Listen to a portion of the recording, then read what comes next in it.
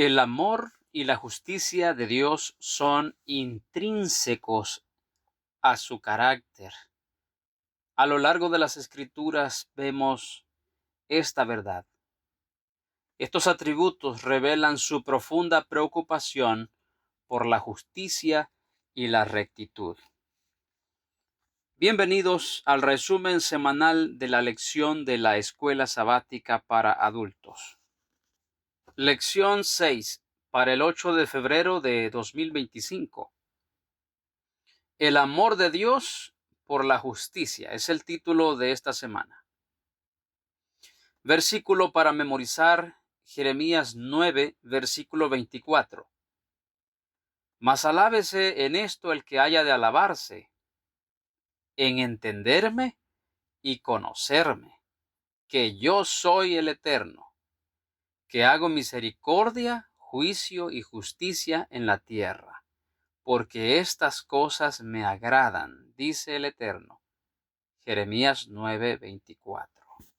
La lección de esta semana destaca de manera muy amplia el carácter de Dios.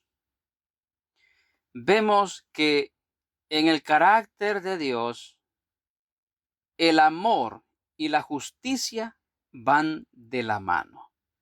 Dios es amor, pero también fuego consumidor. Vemos que la justicia amorosa de Dios exige constancia, es decir, que Dios es inmutable. Su justicia de amor no cambia nunca. Pero que esa justicia amorosa tiene en cuenta el arrepentimiento. Aunque no estamos acostumbrados a pensar que el amor y la justicia estén unidos, las Escrituras muestran que el verdadero amor requiere justicia y que la verdadera justicia está motivada por el amor. A diferencia de ello, el presunto amor carente de justicia es indulgencia con el mal, mientras que la justicia sin amor no es más que frío legalismo. Por tanto, el amor y la justicia auténticos describen el carácter perfecto de Dios. Él ama la justicia y pretende que sea practicada en el mundo. La justicia es el fundamento del gobierno de Dios. Sus acciones se basan en la constancia del carácter moral divino, no en decisiones aleatorias y actos injustos. La justicia de Dios emana de su constancia, pues Él nunca miente y sus promesas son inquebrantables. Aunque la Escritura afirma la inmutabilidad moral de Dios, también indica que sus acciones pueden variar en respuesta a las decisiones humanas.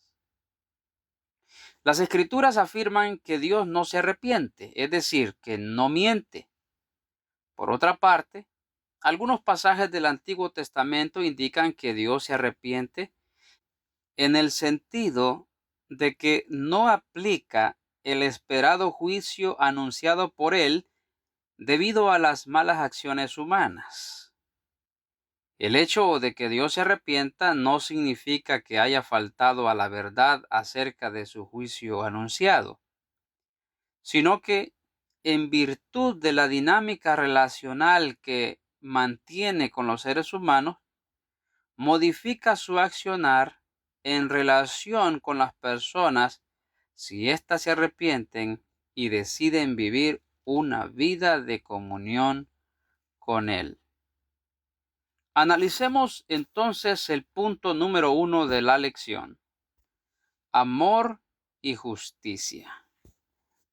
Encontramos en el libro de los Salmos, específicamente en el Salmo 33 y el Salmo 89, como también Isaías 61:8 y Jeremías 9:24, explícitamente dice que Dios ama la justicia.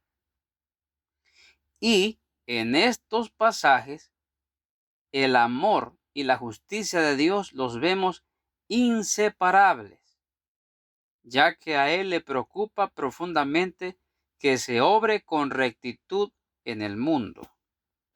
De modo que nos manda a nosotros también una instrucción de lo que debemos nosotros hacer ante cualquier circunstancia con nuestros hermanos y en la tierra. ¿Qué es lo que debemos hacer? Se nos presenta el libro de Miqueas en el capítulo 6 de una manera muy significativa. En Miqueas 6, versículo 6, se pregunta: ¿con qué me presentaré ante el Eterno y adoraré al Dios Altísimo? ¿Me presentaré ante Él con holocaustos, con becerro de un año? Verso 7. ¿Se agradará el Señor de millares de carneros o de 10,000 arroyos de aceite? ¿Daré mi primogénito por mi rebelión, el fruto de mis entrañas por el pecado de mi alma?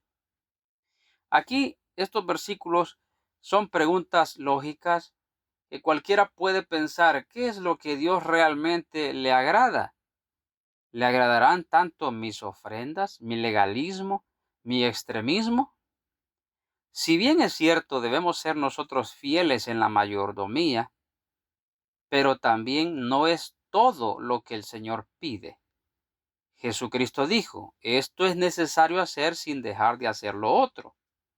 Por eso vamos a ver que los versículos 8 y 9 de Miqueas 6 nos dicen 4 cosas que Dios nos pide. Versículo 8. Oh hombre, Él te ha declarado lo que es bueno. ¿Y qué pide el Señor de ti? Solamente hacer justicia, 1. Amar misericordia, 2. Humillarte ante tu Dios, 3. Y en el versículo 9 dice: la voz del Eterno clama a la ciudad. Es sabio temer a tu nombre. Oíd la vara y al que lo establece.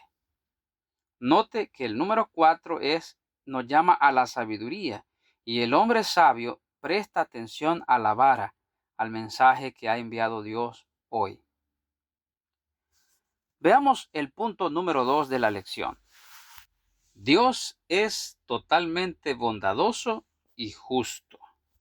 A este punto se nos presentan muchos textos que hablan de la bondad y la justicia de Dios. Deuteronomio 32, Salmo 92, Salmo 9, Salmo 145, entre otros pasajes. Declaran que Dios es justo y amoroso. De hecho, de Él se dice que es santo, justo y bueno. El mismo atributo que Él puso en la ley, cuando en Romanos 8:12 dice que la ley es santa, justa y buena. Porque la ley refleja el carácter de Dios. Y cuando hablamos de la ley, estamos hablando de los 10 mandamientos. Entonces, Dios es totalmente bondadoso y justo. De eso nos quiere dejar la lección muy claro esta semana. Hay una creencia errónea que dice que el Dios del Antiguo Testamento es un Dios airado y que el Dios del Nuevo Testamento es un Dios bondadoso. Pues la Escritura desmiente esa creencia en muchos pasajes bíblicos. Por ejemplo, en Éxodo 33, versículos 18 y 19, cuando Moisés le pide a Dios que le muestre su gloria, Dios no se le mostró con señales y prodigios portentosos, ya sea un terremoto, un huracán o un viento tempestuoso, sino que Dios le dijo: haré pasar toda mi bondad delante de tu rostro, porque Dios es un Dios bondadoso. Ese es el carácter de Dios. Y como veremos más adelante, Obviamente, pues, ¿por qué razón vemos a un Dios airado derramando sus juicios en la tierra portentosamente en el Antiguo Testamento? De hecho, en el Nuevo Testamento también Dios se presenta, o más bien dicho, la ira de Dios también se presenta de una manera muy fuerte, como por ejemplo las 7 plagas que menciona el Apocalipsis, o algunos incidentes ocurridos en el tiempo de la Iglesia Apostólica. Veamos ahora el punto número 3, el carácter inmutable de Dios. La palabra inmutable significa que Dios no cambia, que siempre que el pueblo de Dios o una persona individualmente le busca de todo corazón, Él está allí para socorrer, para ayudar. En el antiguo mundo, pues, en los tiempos bíblicos y todavía hoy, los paganos adoran a sus dioses, entre comillas, porque sabemos que de acuerdo con el Antiguo Testamento, específicamente Deuteronomio, dice que los dioses no existen, son demonios que están detrás de ellos. Pero los paganos trataban de aplacar la ira de esos dioses o de esos demonios con sacrificios incluso de niños. Y muchas veces ellos decían sus dioses no se aplacaban. Y era raro pues que esos dioses encontraran un momento propicio para hacer un favor. De modo que esos dioses son mutables. En cambio, el Dios verdadero, el único que existe, es inmutable, no cambia. Ahora se nos presenta un texto bíblico en el libro de Malaquías, en el capítulo número 3, versículo 6. Porque yo el Eterno no cambio. Por esto, hijos de Jacob, no habéis sido consumidos. Ahora, notemos claramente que este texto nos está hablando a nosotros hoy, al pueblo de Dios hoy, los hijos de Jacob de hoy. El capítulo 3 está hablando de una venida súbita a su iglesia. O sea, Dios, Jesús, visitando a su iglesia de una manera súbita. En el verso 1 dice que vendrá súbitamente a su templo, o sea, a su iglesia. En el verso 2 dice el propósito con el cual viene. Viene a limpiar y afinar la plata. ¿Y quién podrá mantenerse en pie cuando Él se manifieste? Dice. El verso 3 dice que se sienta para limpiar a los hijos de Leví. El verso 5 dice, vendré a vosotros para juicio. O sea, hay un juicio que empieza con la iglesia, según 1 de Pedro 4:17. Pero vemos allí que en el verso 6 el Señor dice, yo no cambio, porque yo no cambio, por eso todavía ustedes no han sido consumidos. ¿Por qué? Porque Él está atento esperando que su pueblo se arrepienta, que nos arrepintamos. Y si su ira llega a desatarse contra nosotros, no será porque Él cambió de amor a odio, porque nos odia, no. Es porque Él está esperando hasta hoy una conversión del pueblo de Dios, de su pueblo. Queda claro entonces que Dios es el mismo ayer, hoy y por los siglos, y que en Él no hay mudanza ni sombra de variación. Sin embargo, el punto que sigue, el punto número 4, Dios es un Dios arrepentido, es el título del punto número 4. ¿Un Dios arrepentido?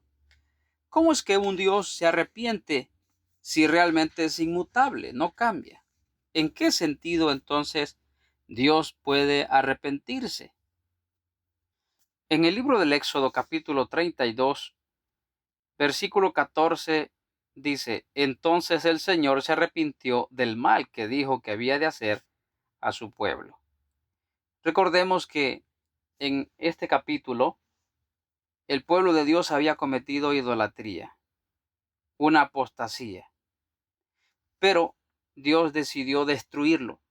Sin embargo, vemos a Moisés intercediendo por el pueblo.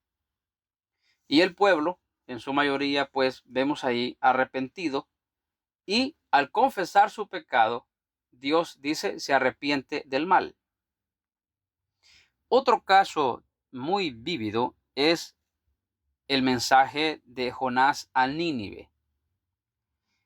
Vemos allí a un pueblo pagano que comete los más atroces pecados, a quien Dios envía un mensaje por medio de Jonás, y estos, al escuchar que venía una destrucción inminente, se arrepienten al punto que hasta los animales ayunaron en arrepentimiento. Todo el pueblo en arrepentimiento puso a los animales incluso a ayunar. Al ver esta actitud, Dios entonces desiste de mandar juicio sobre Nínive. Esto fue lo que causó un poco de molestia en Jonás. Al mencionar esto, vemos una tremenda ironía. Vemos un pueblo pagano a quien se le anuncian juicios y que se arrepienten y se convierten todos, y Dios desiste de mandar sus juicios. La gran ironía es que ahora Dios envía un mensaje de juicio a su pueblo hoy día, y parece que ese mensaje no nos despierta. Parece que estamos tan acomodados y no queremos ceder al arrepentimiento. Entonces, cuando todo esto pase, los redimidos podremos decir: justos y verdaderos son tus caminos. Muy bien, a este punto llegamos al número 5, aferrarse al amor y a la justicia. Se nos presenta el libro de Mateo, el evangelista, en el capítulo 5, versículos 43 al 48, donde se nos pide: amen a vuestros enemigos, donde se nos pide que oremos por los que nos ultrajan y por los que nos persiguen. Es tremendo que aún en la iglesia a algunos incluso ni siquiera nos quieren dar la mano. El texto, el verso 47, dice: si saludáis a vuestros hermanos solamente, ¿qué hacéis de más? ¿No hacen también así los gentiles? Pues si amáis a los que os aman, ¿qué recompensa tendréis? ¿No hacen también lo mismo los publicanos? Sed pues perfectos vosotros, como vuestro Padre que está en los cielos es perfecto. Este es un llamado para mostrar amor y simpatía y justicia también con los demás, a la luz de la enseñanza de Jesús. Leamos ahora una pequeña cita inspirada en El Cristo Triunfante, página 174. En la historia de Nínive hay una lección que se debiera estudiar cuidadosamente. Debes reconocer tu responsabilidad hacia tu prójimo ignorante y que necesita de tu ayuda.